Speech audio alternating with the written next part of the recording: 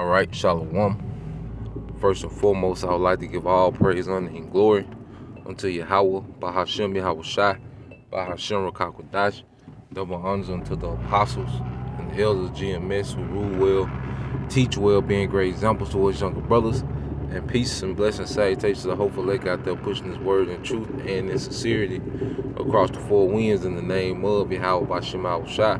Pushing to get up out of here. Shalom to the hopeful lake, the believers, the listeners whom have came back to the obedience of the scriptures through faith in Yahweh Bashem Shai. And what I want to get into this morning, pretty much, how the kingdom, is a mindset, okay? And that mindset was like a seed, planted, all right, in the minds of the elect, okay? And that's why Yahweh Shai compared, okay, the kingdom, like a mustard seed. When you go to Mark chapter 4, verse 30, and it says, and he said, whereunto, all right, shall we, like the kingdom of the Most High? Or what, okay, or with what comparison shall we compare it? You see? So now he's finna give a similitude of the kingdom, okay, in verse 31. Verse 31, it says, it is like a grain of mustard seed, which, when it is sown in the earth, is less than all the seeds that be in the earth. And when you go into, the mindset that we have, at one time, this mindset didn't even exist, okay? Following Yahweh Shai, dedicating your life to Yahweh Bashem Yahweh Shai, all right? Speaking of rulership, all right, chariots, you see, the 12 tribes, the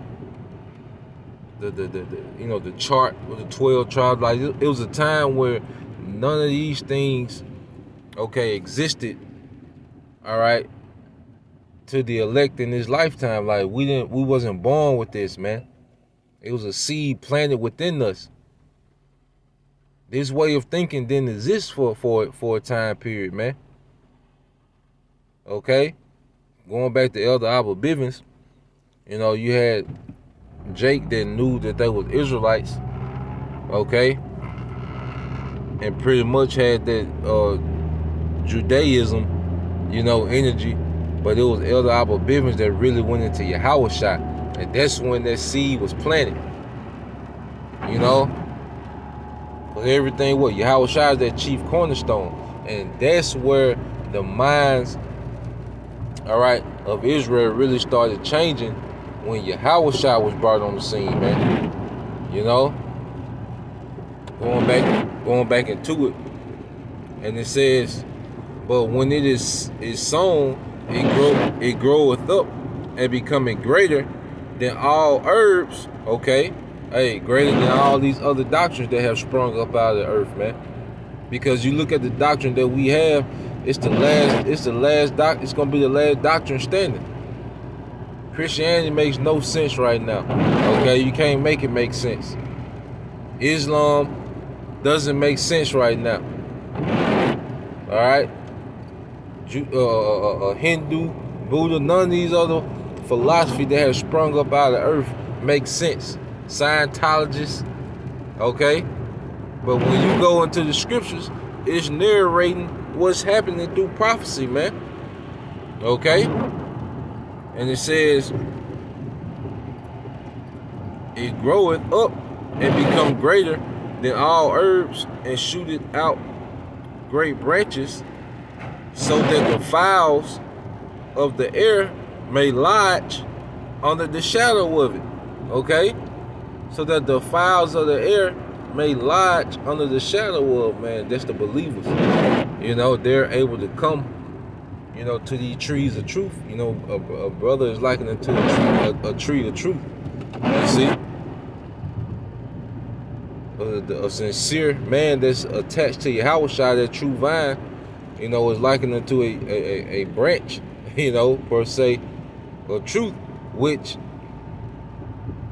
the believers can come lodge in the shadow thereof, which is what? A protection.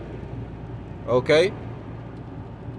Because that's why you hear brothers say, Great Millstone, the branch of Birmingham. You see that?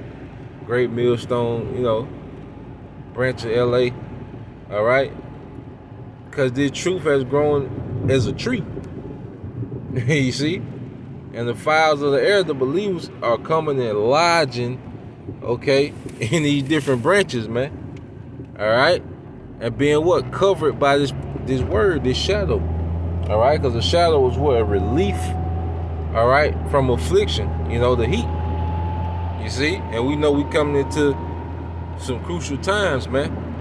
But see, it's a mindset that has been planted in the mind of the elect, and it's spread throughout the earth. Because a mindset is like a plague, okay? The reason you see niggas into street culture, because there was a mindset that was planted and it spread like a plague. The women into thought culture, independent culture, feminism, because there was a mindset, a seed that was planted, okay? And it spread like a plague. Well, the truth is doing the same thing for the elect, okay? And let's get that real quick.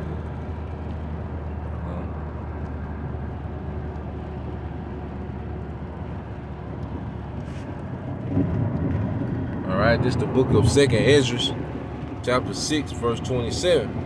It said, "For evil shall be put out, and deceit shall be quenched. As for faith, it shall flourish, and corruption, all right, shall be overcome." Why? Because going back into the mustard seed, the truth, this mindset that was planted in the elect, now it's starting to dominate the earth. And this is what we're seeing. And it's all through prophecy. And it says, "And the truth, all right, which have been so long without fruit shall be declared." Yeah, because it was a time when the truth wasn't bearing fruit, okay? It was a drought. But that mustard seed was planted, through Elder Abba Bivens, which was John the Baptist and Elijah, if you can receive it, okay? And what happened, man? Then truth starting to flourish in the earth. Now the truth has fruit. You see?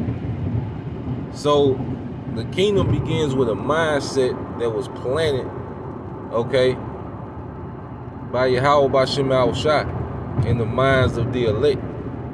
Okay? And those men began to go push and teach and plant their seed in the minds of other members of the hopeful elect. Okay, and it has grown into what you see today, man. All right. So Lord will you brothers and you few sisters will edify, man, because everything starts with a mindset. The way you think now, okay, the way we think is making us worthy, all right, of deliverance. You see. So till next time, I say shalom.